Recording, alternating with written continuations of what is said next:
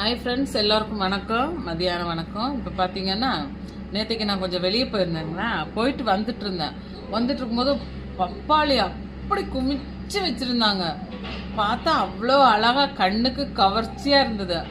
வெளியில் பார்த்தா அப்படியே எல்லோ கலர் செம்ம அழகாக இருந்துச்சு.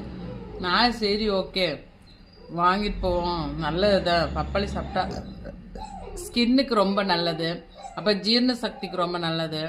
இப்போ பிளட்டு வந்து எப்படி சொல்கிறது, நல்லா சர்க்குலேஷன் ஆகும். பிளட்டில் இருக்கக்கூடிய அழுக்கு இதெல்லாம் எடுத்துட்டு நல்ல பிளட்டு ஊறுறதுக்குரிய வாய்ப்பு இருக்குது.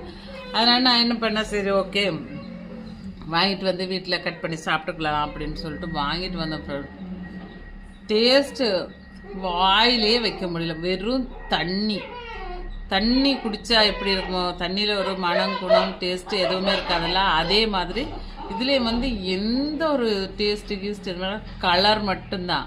நான் இதுலேருந்து என்ன சொல்கிறேன்னா, வெளியில் பார்க்குறதுக்கு அழகாகவும் கவர்ச்சியாகவுமே தெரிஞ்சிச்சின்னு வச்சுக்கோங்களேன். எல்லா பழங்களுமே எல்லாத்தையுமே பார்த்தாலும் மேக்சிமம் அப்படி தான் இருக்குது. வெளியில் பார்த்தா அவ்வளோ அழகாக கலர் இருக்கும், ரெடிஸாக இருக்கும். மாதுளம்பழம் பார்த்தீங்கன்னா உள்ளே பார்த்தீங்கன்னா எல்லாம் சொத்தையும் கொத்தையுமா இருக்கும்.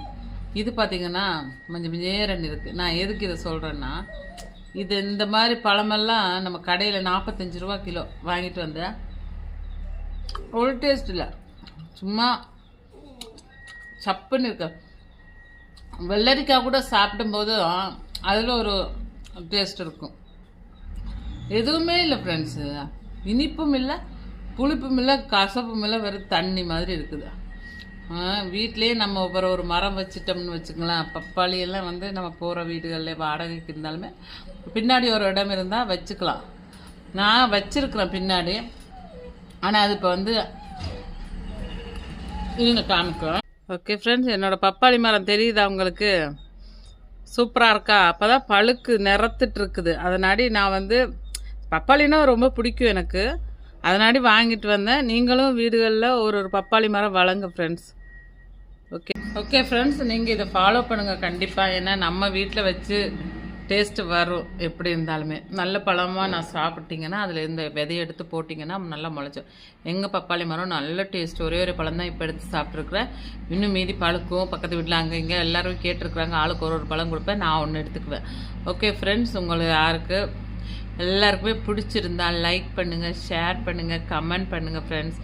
Okay friends, please friend subscribe பண்ணுங்கள். Okay friends, bye, see you. நன்றி.